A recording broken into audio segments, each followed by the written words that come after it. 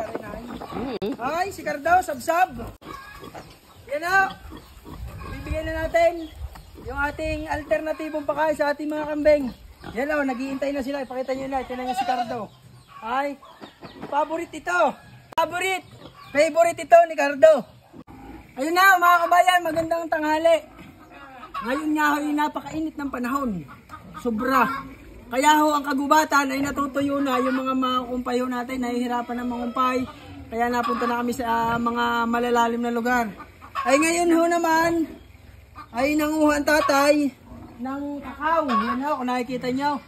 Dini ho sa pailalim naming aray, ay marami hong tanim na kakao. Ay paghugar ni nangunguha ang tatay, ay di inaabangan ko na ho aring mga balat. Dahil ho aring balat na aray, ay pwede nating ipakain sa mga kambing. Yan ho. Di makakalibre ng kambing na isang kain ng tanghalian. Ari tatadkarin ko lamang ng maninipes at ibibigay ko sa ating mga kambing. Si Cardo, paborito ho, ari ni Cardo. Aring balat ng kakao na ari.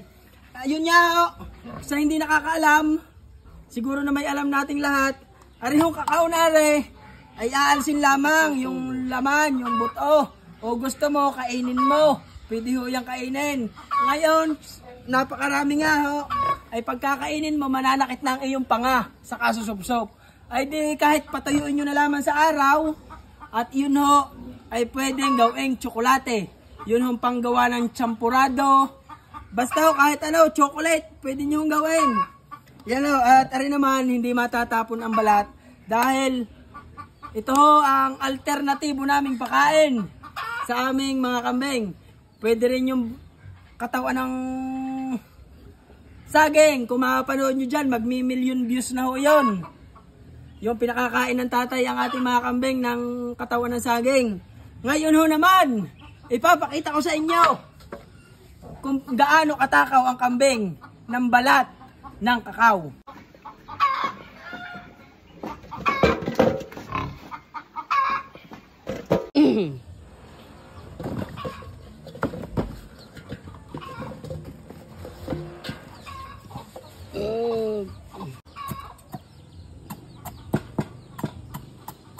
Yan ho. Ganyan ho lamang kaninipes. Ayos na. Huwag nyo lalakhan dahil ho mahihirapang umuya ang kambing. Ay kahit ho ikaw, kagatin mo rin. Pagkalaki ka rin pag hindi nahirapan ang panga mo. Yung kambing ho yan, ganyan kanipes.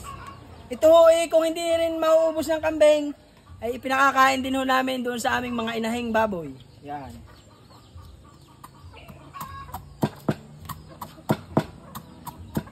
Hindi ka makuha ng gilid.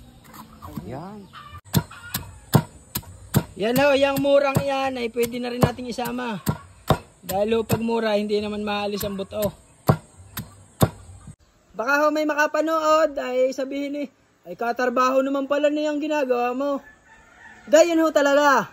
Lahat ho ng trabaho ay matarbaho.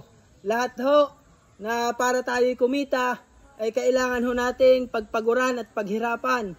Dahil ho pag tayo ay paupo-upo lamang, ay wala kung may nakita ng paupo-upo lamang. Pero sa akin ho, kailangan kong kilusan ang bawat kikitain ko. Yan ho. Hindi ho basta narating. Kagaya ho nito.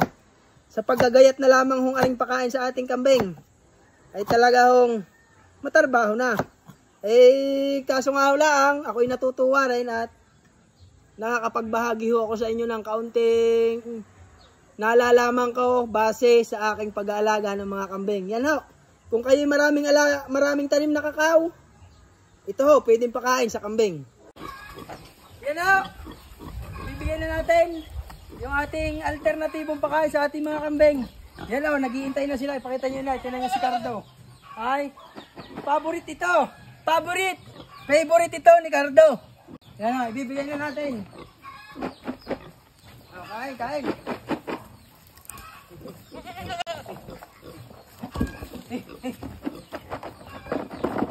Kita rin ay.